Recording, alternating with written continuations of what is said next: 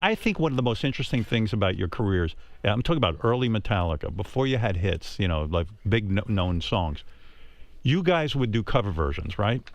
And the cover versions were very obscure. Lars, you would travel all over Europe and look for like really obscure cover versions and, songs that you could cover. And you would do them.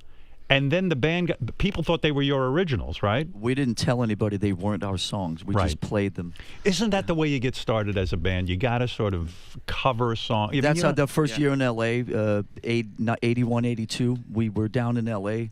playing songs by obscure bands from Europe that nobody had heard of. We didn't say these are not our songs, but we just went up and played them. I was looking up some of them, right? Let's see. Here's a good one.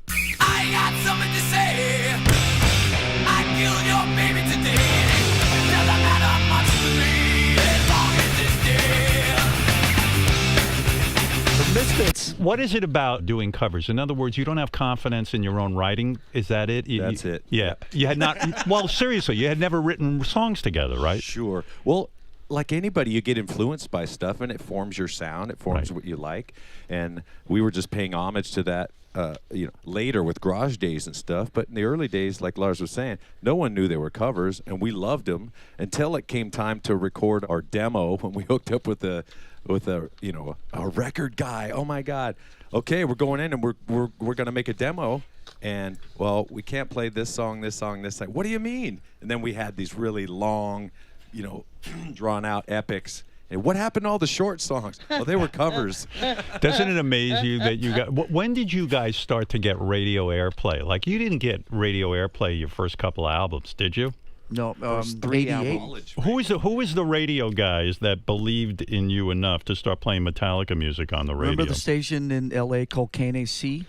Yeah, was KROQ on you guys early on, too? They were a little more on the alternative and on the sort of the new wavy stuff. They didn't get into like the deep cuts and all that, but they played the few so-called hits along the way. Right, yeah. Yeah, a lot of college radio stations for sure. But don't you wear that as like a badge of honor that you guys kind of made it without radio? Made it our way. Yeah. Playing live was it.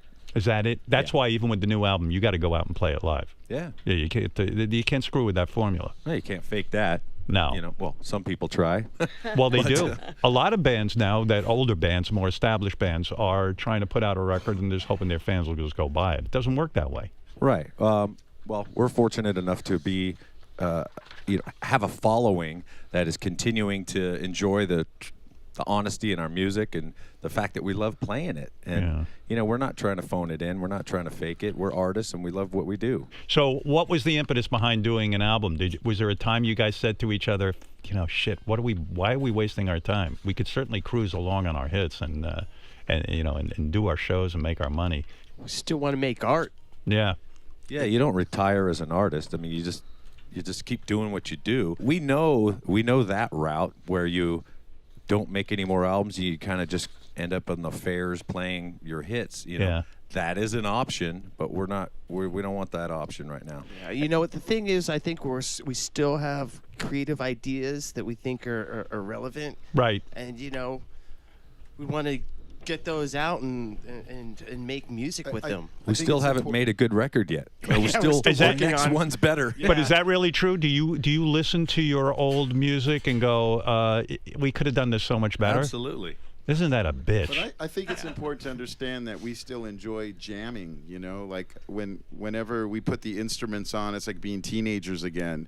And it's fun still. And there's no shortage of ideas. With a lot of the older bands, they kind of burn out, they run out of ideas, and they go to outside writers. But with us, our thing is that there's too many ideas, which is it's a blessing and a curse. And when you say ideas, could it just be a riff? Like when you do Master of Puppets, who brought that riff, if you will, to the session?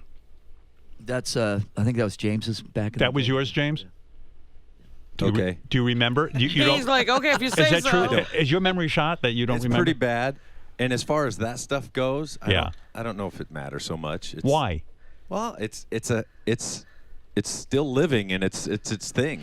It was a contribution to whatever it was. But I saw the greatest movie where Jimmy Page is talking about how he came up with the riff for Cashmere. The one with Jack White in it also. Yeah, that was I great. love that. I love that. I love to know about that. So when you've got a song that's as popular as Master of Puppets, you don't recall coming up with But the in our riff? band, I'll I tell you. think in our band, it's always been about the collective. You Right. know, a lot of those guys back in those days, in the 60s, 70s, they all were about themselves. So they were their own entities. They were all autonomous. We've only ever existed within a group setup. In that movie where you're talking about, I think it's cool. You know, Jimmy remembers what he was influenced by or not by, and Yeah. here's what I was thinking and all of that. Maybe he remembers it. Maybe it's just a cool story. Yeah. Right. Either way, it's great. Yeah. But I do remember playing Master of Puppets in the stinky little garage in Carlson with What year was that? 85. 85. Yeah. Do you Yeah. feel like that's going to be one of your legendary tunes when you're kind of doing that, or you just don't even know? God, it's weird. It's weird to think, you know, we're up there playing Master of Puppets, screaming and going fast, and there's some little kids down in the front going, Master! And I'm thinking, what? What? Really? You like this? Because you remember what it was like to come up with that, and you don't even, when you write a song, you don't know that somebody's going to resonate with that, right? It's such a mystery. It doesn't matter how big It's the band 30, is. 31 years ago. It's crazy. Do you ever feel? You can try and figure it out, but it never works that way. So what's the key to being a great band? You just got to go with your heart and say, this sounds Absolutely. good to me, right? Yes. You can't try to predict what the public is going to like.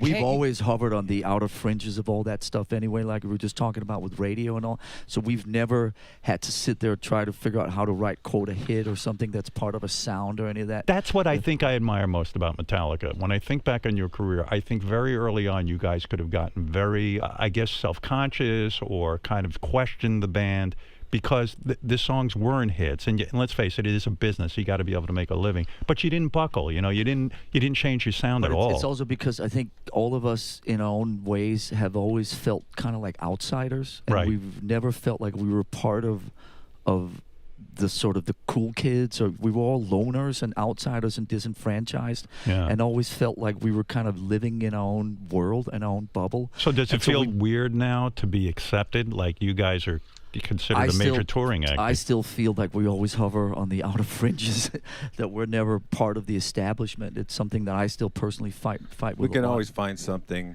that we hate or they hate. What, And you're it right. influences the next thing. That hate will fire you up. Absolutely. What That's was it- that was even the beginning. We were writing music that we wanted to hear because the stuff we were hearing, we hated it.